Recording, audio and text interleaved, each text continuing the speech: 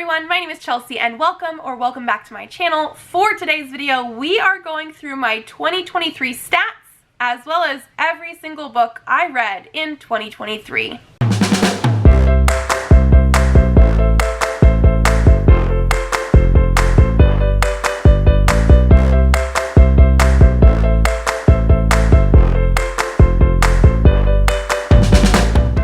Okay, we have lots of stats to go through today. I absolutely love looking at my stats every single month and like going through the monthly ones with you, but this is like the first time we're actually looking at the entire thing.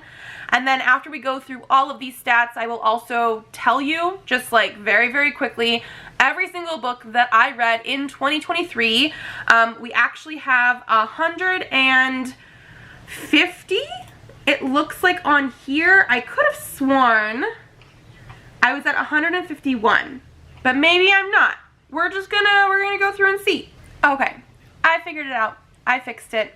I missed a book that I read in December, and I also just recently filmed my December wrap-up, so that is great. Okay, let's continue on. I have my stats here for the entire year. I did read 151 books in the year 2023. And since we have all of my stats, I'm going to attempt to close in on my computer here and put them over here for you.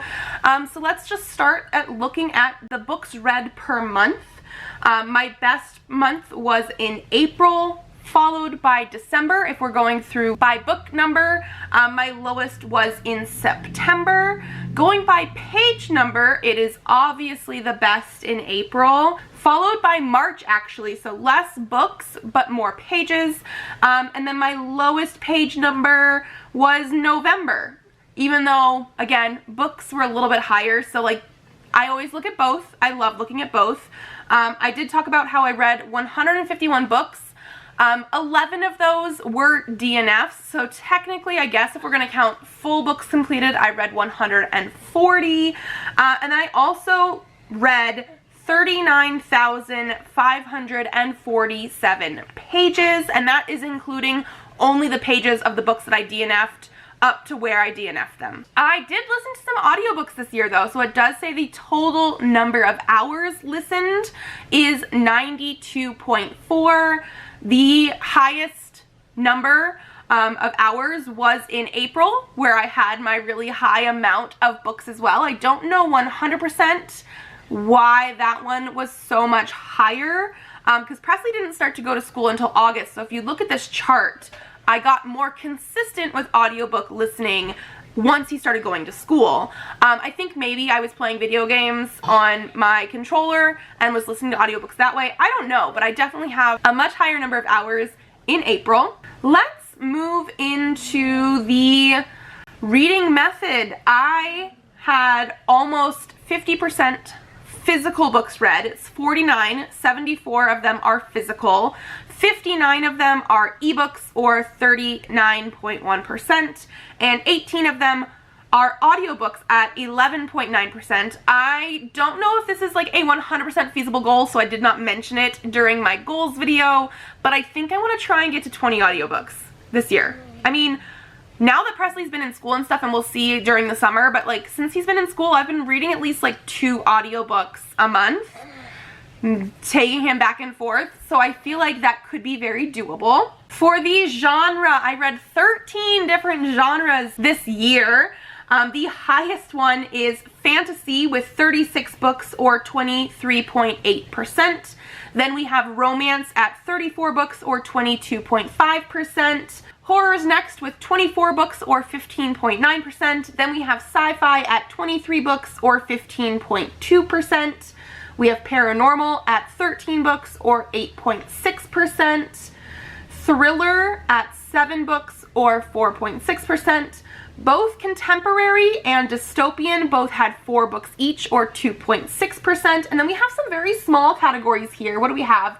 1 magical realism, 2 retellings, 1 adventure, 1 historical fiction, and 1 nonfiction. Yep, that sounds about right.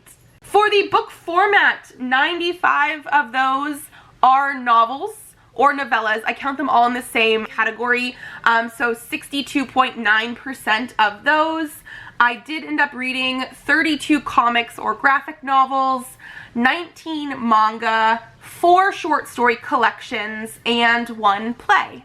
Then going to indie or traditional, I really wanted the indie number to be slightly higher this year. I was doing a 23 indie books in 2023, and it says here I have 26, and I think I mentioned this in my goals video as well, that technically I did not hit 23 indie books, but if I would have counted my DNFs, and I DNF'd 11 things. So it's not like I DNF'd 11 indie books, I just DNF'd 11 things. I will talk about those in my like worst of / DNF video.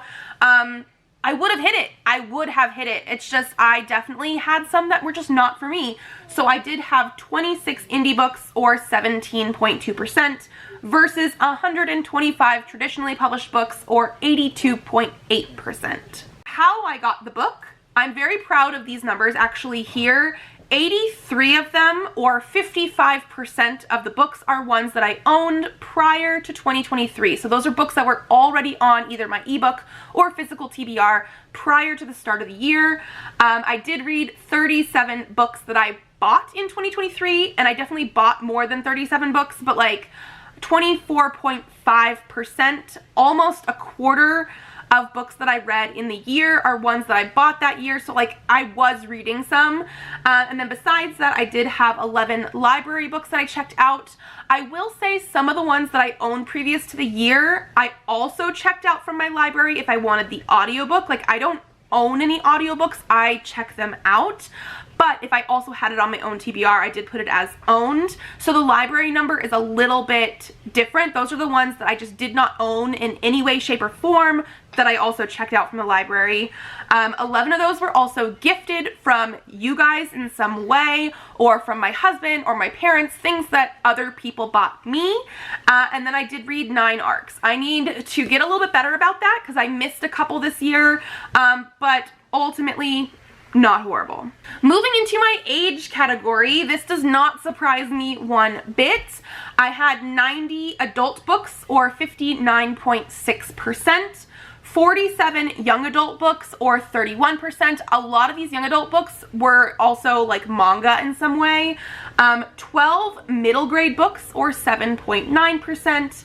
and 2 new adults. I don't always categorize something as new adults unless I really don't feel like it is adult, but then it's too old for YA. Most of the time those end up being an indie book in some way, just because I do feel like that category is more of a thing there. So yeah, not too bad. And then let's get to my star rating before we go into all of the LGBTQ disability author stuff. So for the star rating, my average for the whole year is 3.7. Not horrible. I do sometimes wish it would be higher because like the months would fluctuate. Sometimes it would feel like I had an amazing month, and then sometimes it would feel like a very mixed bag. But ultimately 3.7. My highest number of ratings was 5 stars. I had 40 5-star reads. That is including books, comics, manga, all that kind of stuff, for just over a quarter of the books that I read. I did have 11 4.5 stars, 33 4 stars, 19 3.5 stars, 25 3 stars, 5 2.5 stars, 6 2 stars, and 12 1 stars. 11 of those 1 stars were DNFs, and then 1 obviously is going to be my worst book of 2023, which we will eventually talk about. Okay, so then the other stuff that I end up tracking is usually representation of books. I think I'm going to change this a little bit in 2024 just because I want to also track some other stuff. But for every book that I read, I track if they have LGBTQ rep and disability rep. I think I also want to now add plus size rep, and then also if there are people of color in that book in some way, because I know my authors that I read that are people of color is not as high as like the people of color that are potentially represented in the books. I just want to see what that difference is this year. So in 2023 though, for my LGBTQ rep, 46.4% of books did not have any LGBTQ rep blatantly stated, I will say, because I do read some books, usually I feel like middle grade or young adults, where you want to headcanon something, go ahead, headcanon something. But if you're not specifically telling me an LGBTQ identity or something, I'm not going to say I think it is something.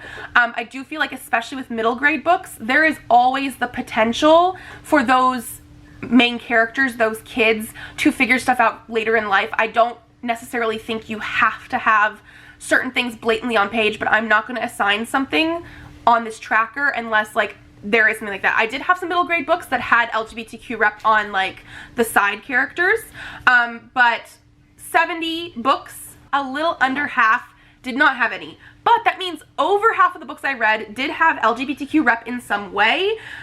43 of them had it in the main character or more, and then 38% had it in a side character. I think we can go to the breakdown of this if we want to. 32 books had multiple characters that were LGBTQ in some way. 7 of those books had just a normalized queerness world, so that technically could be added to the multiple, but those were worlds that literally had just queer was there and it was fine and nobody cared, whereas like multiple would just be like, it could be like maybe our world, present day, where people are still pretty bigoted in ways, but there were multiple characters that had a queer identity. 11 had bi rep, 2 had trans rep, 12 had sapphic rep, 14 had gay rep, and 3 had non-binary rep. Moving into disability, this is almost the same as the other one. However, it had slightly more than half with no disability representation whatsoever. So 53% had none. 44 books had the main character disabled in some way, and 26 had it just present in other side characters. This one also has a bigger range. 17 of them had multiple different disabilities in the book. 4 people had a prosthetic. 12 were focused on mental health. 6 were wheelchair users.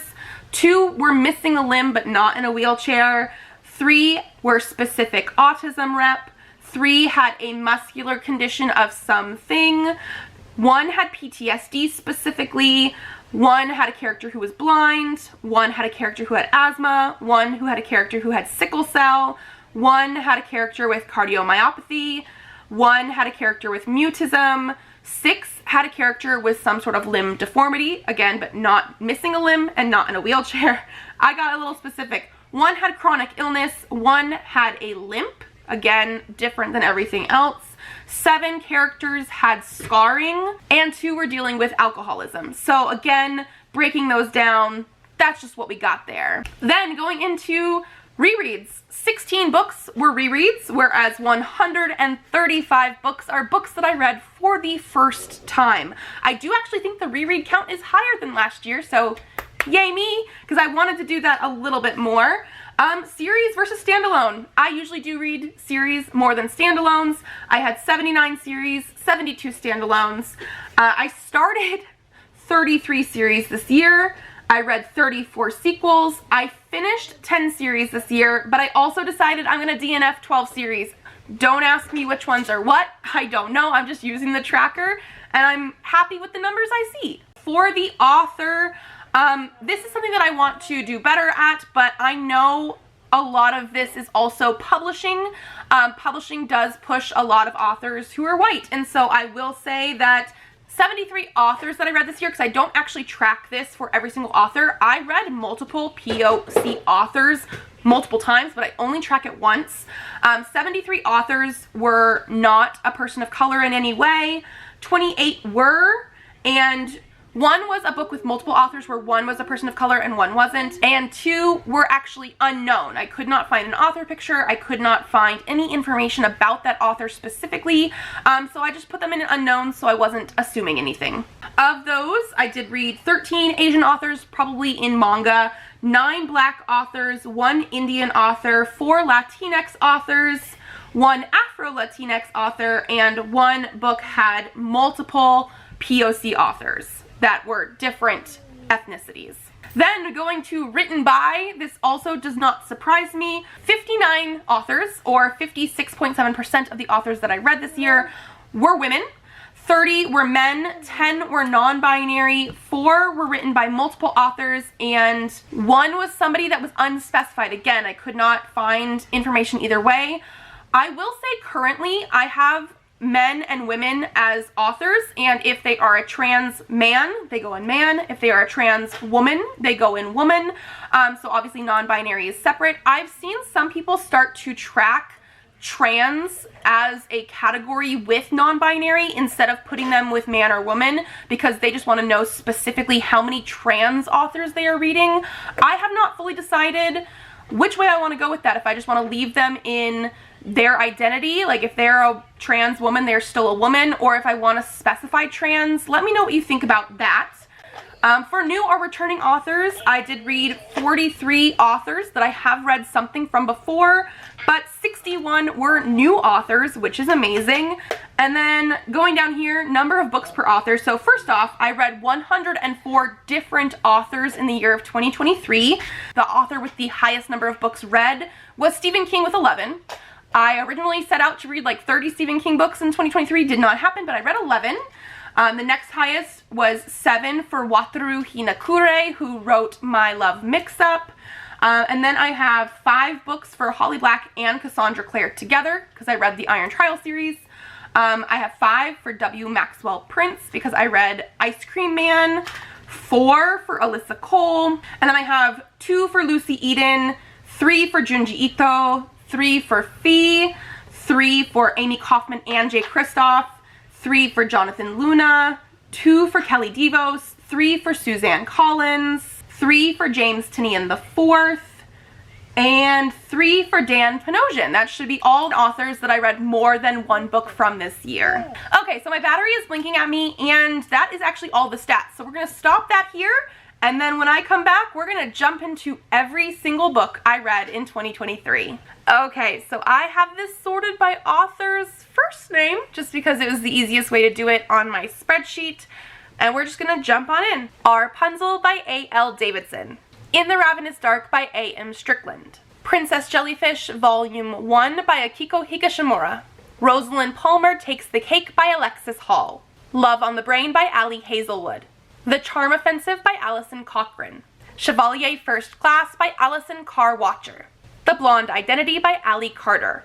The AI Who Loved Me. A Princess in Theory. Once Ghosted, Twice Shy. And Can't Escape Love by Alyssa Cole.